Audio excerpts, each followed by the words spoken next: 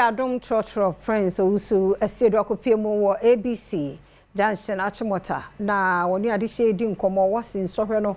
wom susu se de pa na amankura no won timi amo ohumoden wo call subject no emu Owusu entio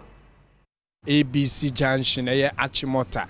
wayek nsɔhwɛ a wode betu dwa enkwada no sesei enko yesa wode tutu 2024 a unse enkwada no omo ntwa kura omo di chese omo hwie yankasa ebi mu omo munya efna de all right yenhwe wadwenkyere wo ho wo ya awofunum madwenkyere de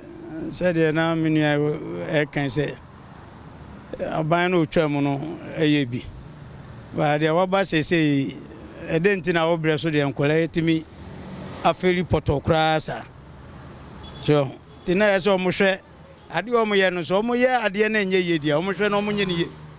eze me hu ye kan kura me komachi kakra ye kura ye wie sa 7 hoko no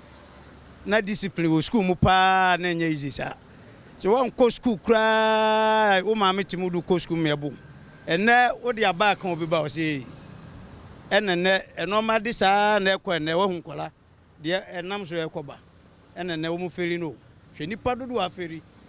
na discipline wa na teacher ni ka say hey ka kola kuno betra school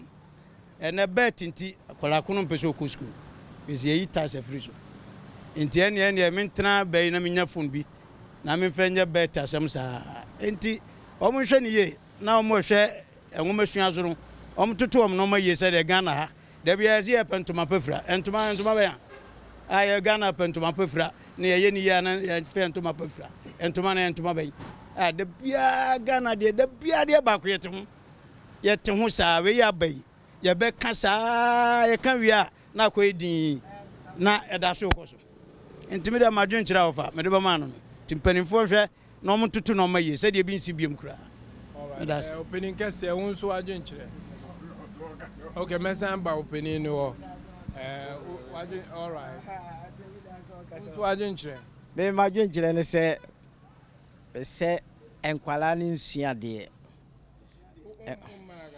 enkwala no oni nsua de bet no aye on de esia de sia no odo ba kwa to school mo no she baby wa be giska kra no she baby ni otwa bet ska no de kwa kutwa no bet no onye ska wo musin but first nso na say bet no na tax wo so etina ye din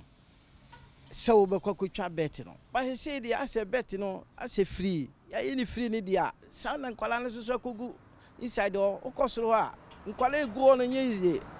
balifo egu mo nati egu onye ize a oni twa bet no amma nkwala no so sua etu anamo di balifo boys na chi enti edin mimi passe no ko school o edu ba bi mekoto no o she bet wo na makwhwe no ehwe manifest sin no next time me ma hobiem enye no nam de ko dem do ko se ko ne ko sua de na behwe me na wo me begiska fi ha na de akwhwe bet ho a na wakwasan ba se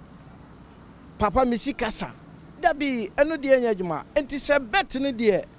se ya hwe yie aban ahwe ne yie ne ye jane trada sa de a ene enkwala no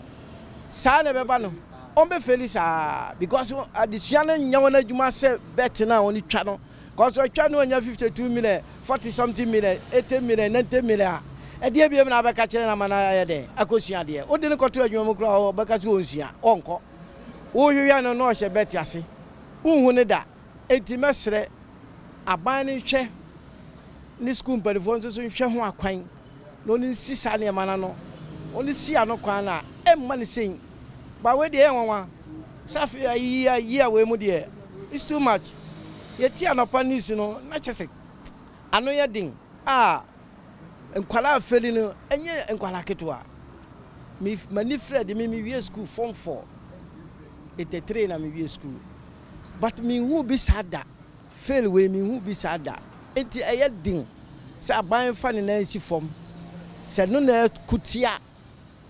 enkwala ne dia on fa nansi form no hwa no yi na se de enkwala nso so betimi aye de asi no ensansi sa biem ne be kase bi aban we mre so no te se na asi ba ye mpene sa etutu a ode ba na eye good ade ye nyina ye aban ye support no but enkwala na de we de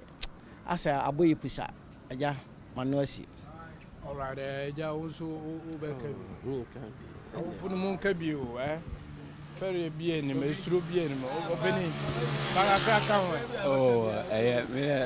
Me nka baka ka o nua no me nua na meka no ano aka no wo de fa ye pese etiefi so waka bi nti o se me ye pese eto ne me na kasa wie nti na me nkasa all right na awofo no na wo nso a kire o ma adwene ye de afa